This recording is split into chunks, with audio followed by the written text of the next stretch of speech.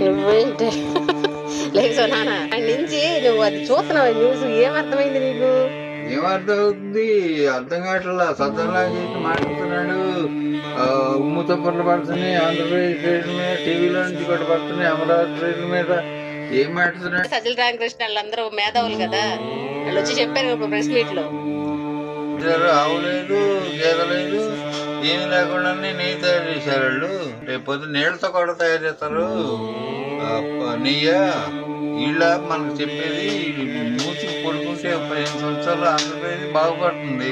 మా నాన్నగారు ఒక సామాన్య భక్తుడిగా మాట్లాడారు. తిరుమల లడ్డు అంటే కోట్లాది భక్తుల విశ్వాసం. తప్పు జరిగితే ఒప్పుకోవాలి. సజ్జల రామకృష్ణారెడ్డి గారు ఆవు నెయ్యి లేకుండా లడ్డు చేశామని మాట్లాడతాం తప్పు. తప్పు అయితే ఒప్పుకుంటే ప్రజలు గౌరవిస్తారు అండ్ మీ పాపం ప్రాయశ్చితం కాకపోయినా కొంచెమైనా శిక్ష తగ్గిస్తాడా శ్రీనివాసుడు. ఇది నా మాట అండ్ ప్రతి ఒక్క భక్తుడి మాట.